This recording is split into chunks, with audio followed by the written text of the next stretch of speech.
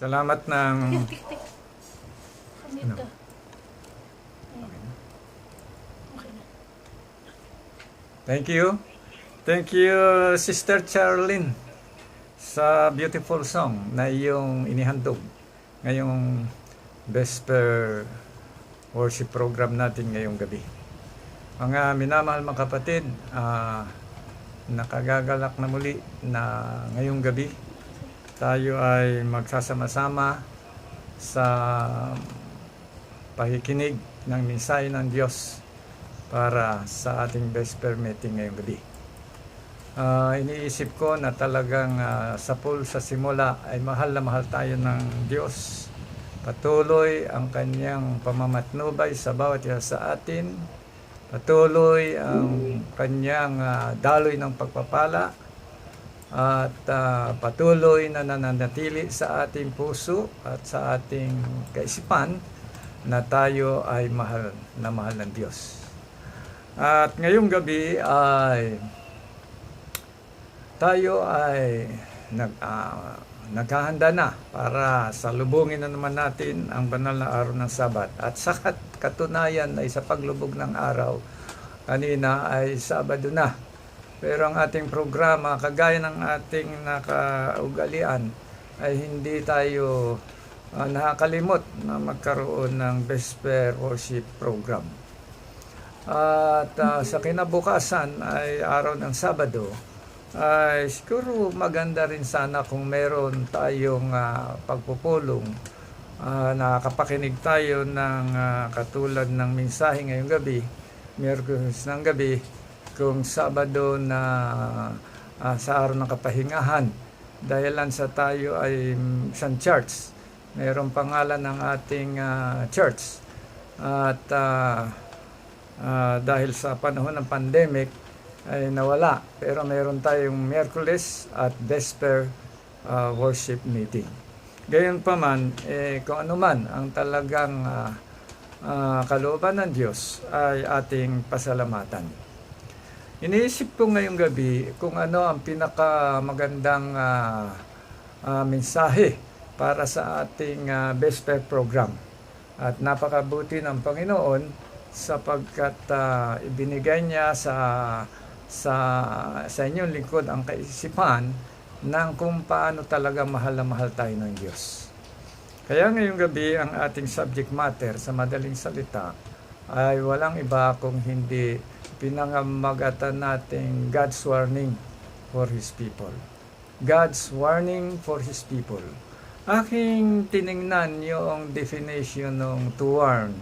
At sinasabi sa atin na it is to give us an information in advance for the impending danger or impending possible danger or situation that is not good. It is an information that is for God to us for an impending possible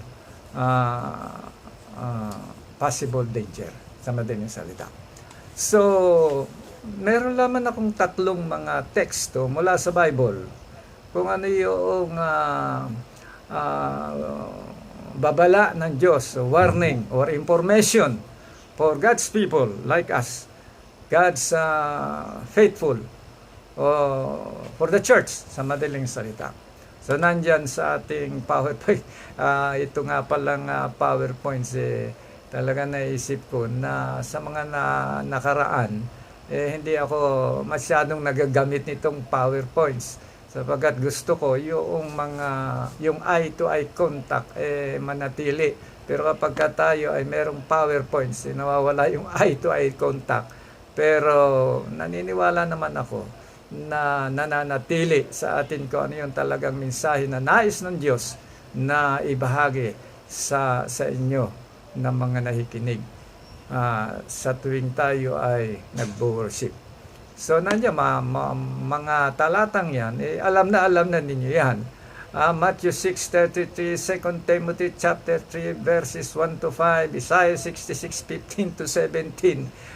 Yan ang mga ang mga warning na pinanukala ng Diyos para ibahagi sa ating Vesper Meeting program ngayong gabi, mga minamahal kong mga kapatid. At sa ating pagpapatuloy ay talagang naisip-isip ko na yung pagdating ng ating Panginoon ay talagang yan ay isang dakilang kaligayahan para sa inyo at para sa akin. At ang sabi nga dito sa Revelation chapter 22 verse 12, kung nakikita ninyo, mababasa ninyo sapagkat yan na nga, mayroon tayong PowerPoints. Behold, I come quickly and my reward is with me to give every man according as his work shall be. So, yun yung ating inaasam-asam. Pero kaakibat niyan, meron niyang warning to warn us. Behold, I come quickly and my reward is with me. Isang nakakagalak mga kapatid ko, mga minamahal kong mga kapatid, na pagdating nga ng Panginoon, meron siyang kaloob para sa akin. Reward is with me to give every man according as his work shall be. Yun nga lang, it depends upon what kind of reward. Meron two kinds of reward. It would be bad and it would be good. Pero ang sabi nga, it will be given to each one of us according as his work shall be. So, according as his work shall be. Yun tayong tinutukoy. Say warning given. Warning given by God to us. Mga minamahal ko mga kapatid. God loves. He doesn't like us to lose. Tandaan niyo yan. He doesn't like us to perish. Hindi niya nais na tayo mawawala. Mga minamahal mga kapatid. Ngayon, meron ditong mga sumusunod na mga warning para sa bayan ng Diyos sangayon sa Bible. Yun, ating babasahin ngayon kung ano yung nasa Matthew chapter 6 verse 33 sa ating pagpapatuloy. Ang sabi dun, seek ye first the kingdom of God and His righteousness, and all these things shall be added unto you. So alam naman natin yan basta ang sabi dun sa Tagalog hanapin muna ang wika natin ang kaharian ng Diyos, at ang lahat ng bagay paawang idaragdag na sa atin. I am a preacher, aking sinosyorte na para yung talagang message na nais na ibahagi ng Diyos para sa mga nananampalataya ay tumimo ng malalim.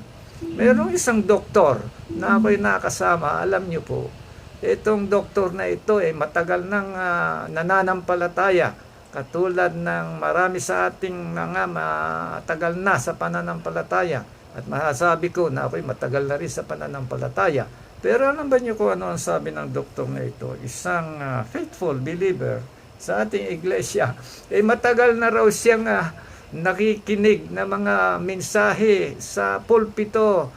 Hindi pa siya nakakakinig kung ano yung kaharian ng Diyos. Ilan ba sa inyo nakakaintindi ko ano yung kaharian ng Diyos, mga minamahal mga kapatid?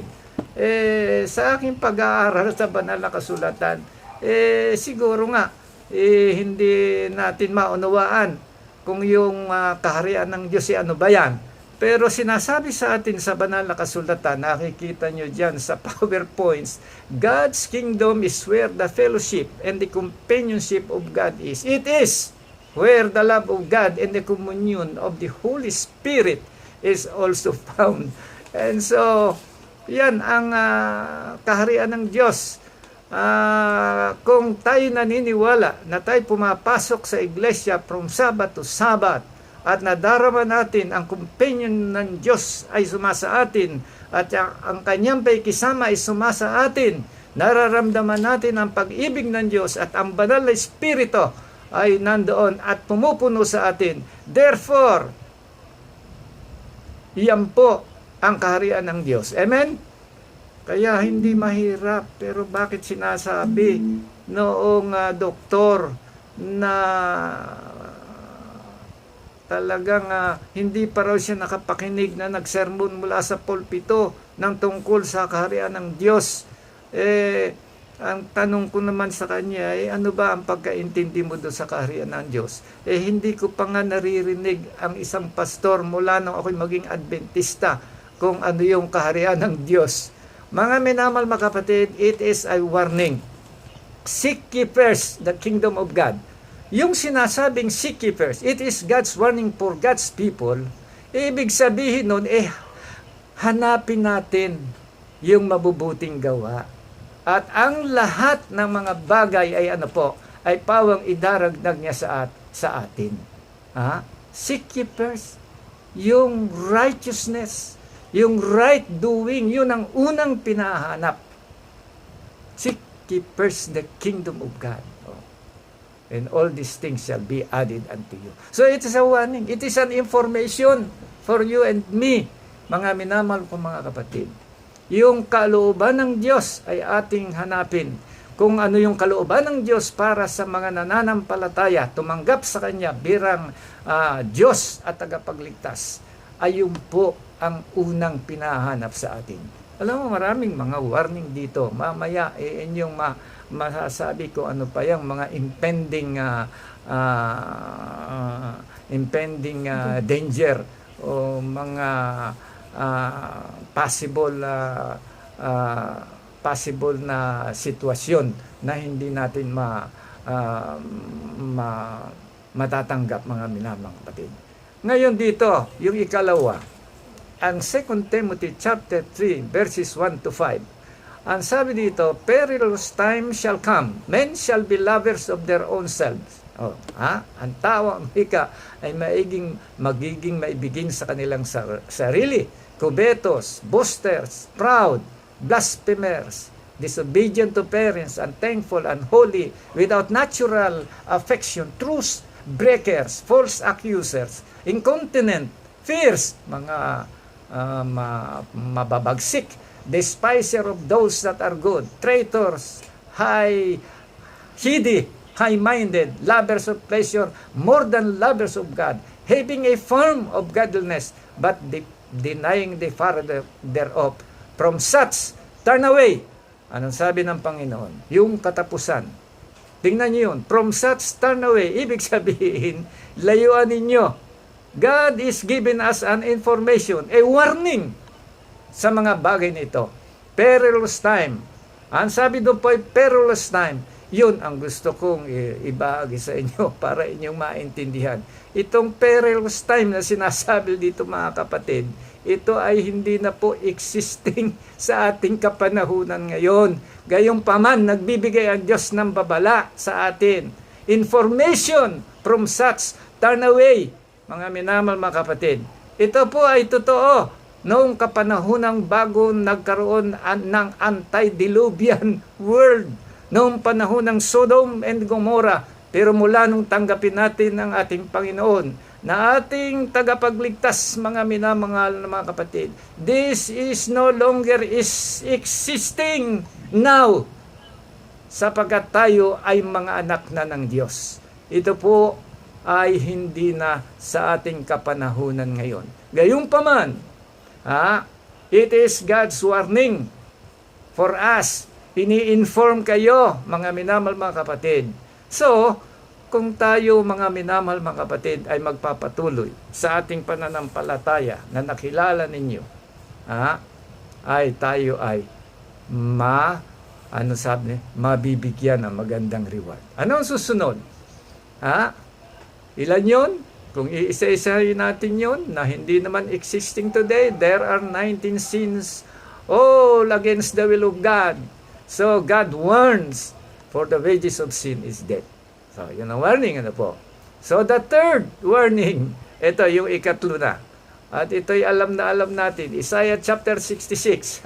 Nasa PowerPoints yan para inyong matandaan. Chapter 66, verse 15 to 17. Sinasabi doon, kung babasahin nyo ang banal na kasulatan, ay babala ng Diyos yan para doon sa mga, sabihin natin, doon sa bayanan niya, sa madaling salita. Pero ang wika nagsisikain pa ng mga karumal-dumal, ay mga minamahal mga kapatid ko, ay ibabala, ini-inform tayo ng Diyos na hindi niya nais na tayo magkakaroon ng mga karamdaman. Hindi na nais tayo ay hihina ang ating pisikal na ito upang tayo ay makapagpuri sa Panginoon ng talagang ika nga ng ibang mga Tagalog bukal na bukal sa kalooban ng ating pagsamba sa Kanya. Pero ilan sa atin kaya ang alam ang babalang ito na layuan natin yung mga abominable foods sa mga taanan ng mga kapatiran?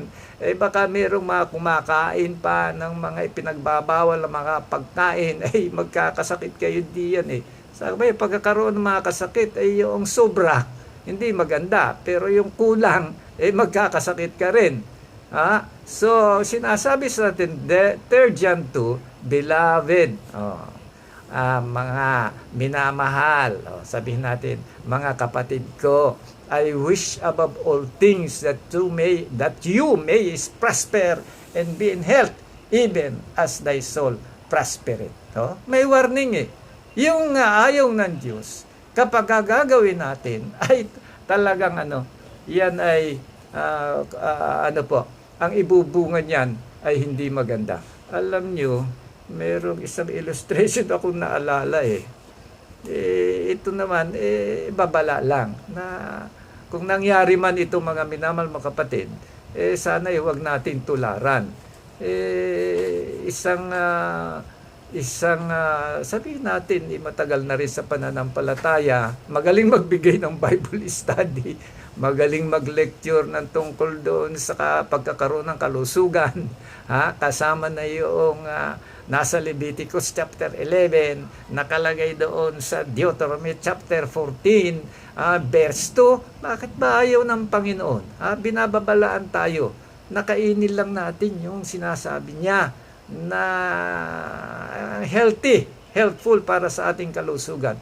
Pero yung mga abominable food, yan ay hindi maganda sa atin, mga minamahal kong mga kapatid.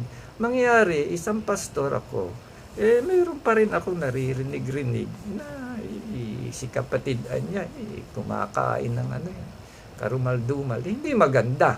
Mabuti sana, yung sinasabing kumakain, nag-aalaga pa raw Naku po, mga minamahal mga kapatid, yan ayaw ng Diyos. Yan ay isa na bahaging mensahe ngayong gabi. Warning, information from God na yan ay ating turn away.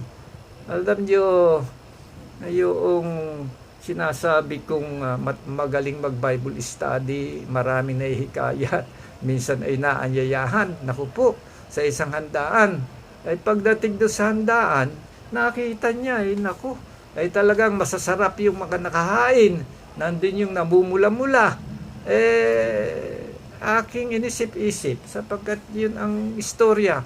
Tumingin pa raw sa likuran Bakit tumingin sa likuran? Tinitingnan baka may mga kapatid na nandun, nakasamang naanyayahan sa handaan. Wala siyang nakita. Nung wala at siya na lang nandun, nung nasa uupo na sa hapag ng kainan, tinapatan pa yung talagang pinakamalaki doon sa ibabaw na pulang-pula. Alam niyo kung ano yung namumulang yun. Baboy! Naku po, mga minamahal kapatid, ayun na sinasabi ko. So kung nangyari man yun sa illustration, yun ang warning ng Diyos para sa inyo at para sa akin, layuan na ninyo yan. Alam niyo ako sa pool ng pagkabata, kumo ako ay naku po, ay talagang ang aking hanap buhay, ako'y sinanay, magdaragat po yung aking father sa probinsya, pinakamagaling na mangingisda. Kami po'y nanguhuli niya mga pagkain hindi na kailangan kainin ng ating pananampalataya o ng ating doktrina sa atin. Talagang hindi ko nalabian yan, yang sabihin natin namumulang yan. Hindi ko nababanggitin at alam ninyo yan. Yang ang paang yan na hindi naman ngumunguya. Yung mga nasa dagat na yan. Talagang hindi po. Talagang ang sabi ng father ko, kapag kumain yan, sapagkat malungkot, ako'y naulila sa ina. Ang edad ko'y 6 years old. Hindi mo niya makikita ang mother mo sa langit kapag ka kumain yan, kasama na yung pagsisigarilyo, pag-inom ng alak, ay hindi ko po yan na talaga naranasan sa edad ko na ngayon. Mula noong ako ay mag-Adventista. Ngayon, ano ang sinasabi doon sa Deuteronomy 14? Bakit ang babala ng Diyos? Idinidiin niya yang tungkol sa pagkakaroon ng kalusugan. Yang karumal-dumal. Ang sabi doon, you are the children of the Lord your God. Thou art an holy people unto the Lord your God. The Lord has chosen thee. Ay, balik-balik ta rin yung Bible niyan. Walang ibang pinagsasabihan niya. Kung hindi, ano po? Yung mga peculiar people para sa kanya. Kayo at ako yun, mga minamahal mga kapatid. Thou shall not eat any abominable thing. So, i-explain ko pa ba kung ano yung abominable thing? Kasama na nga yung bakang paa na hindi ngumunguya dyan. Na yun ang gustong-gusto pa rin siguro ng iba. Bahala kayo. Ngunit, ang sabi ng Diyos, mahal ko kayo. We love you. So, turn away from those things. Ngayon, dito sa aklat na isa, ito ay, siguro ito isa na maaaring pag-ukulan natin ng pansin base doon sa babala o warning ng Diyos para sa kanyang mga mananampalataya sa kanyang bayan. Itong Proverbs. Alam, sino ba sumulat itong Proverbs 13? Itong aklat ng Proverbs. Alam mo, sumulat nito kilalang kilala. Wala iba kundi itong si Solomon. Ano sinabi niya? Bahagi itong warning para sa atin. Sa ating mga nanapal. Wealth gotten by vanity shall diminish, but he that gathereth by labor shall increase. Sinasabi nito, mga minamahal kapatid, dakilang warning ito. Yun ang wikang kayamanang nakuha na hindi pinagpaguran, yan mawawala. Hindi natin mapapakinabangan.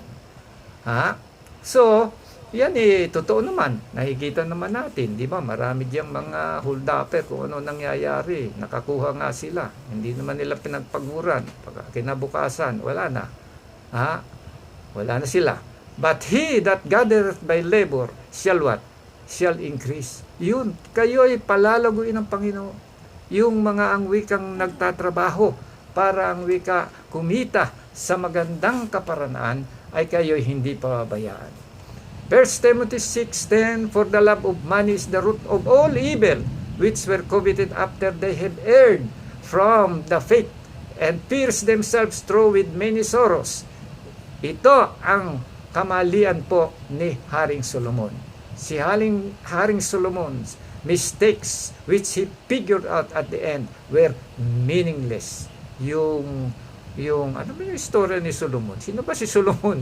Ito si Solomon, ito po baka hindi alam pa ng iba nating mga bata sa pananampalataya. Ito kapatid ko ay anak ni David, pangalawa.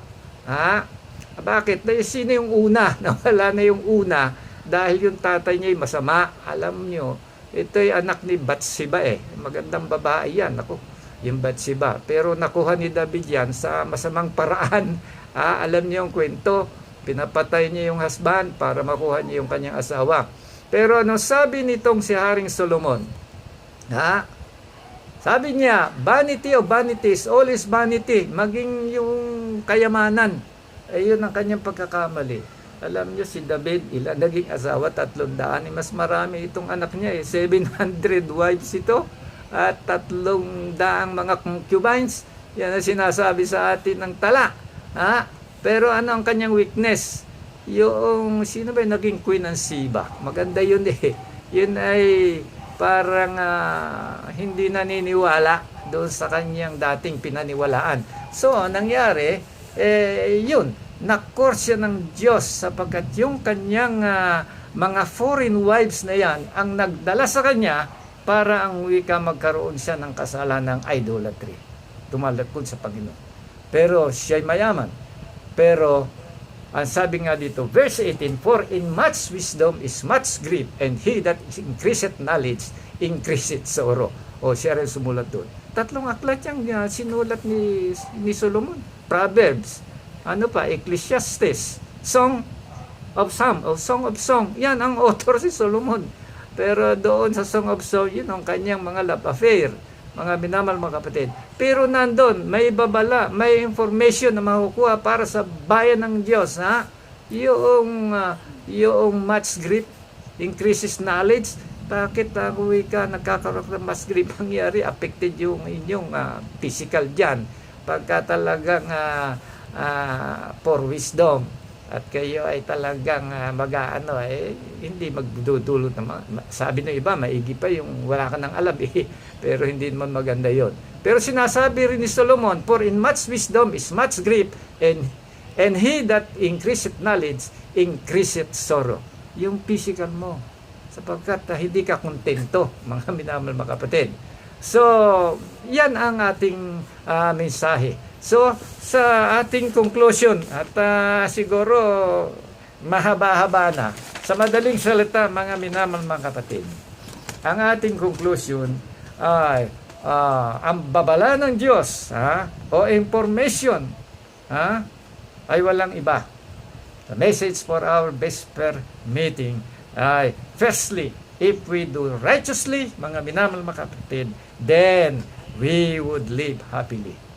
Based to the second text, ang sabi doon, perilous time were in the old times, and now we are now the children of God by faith.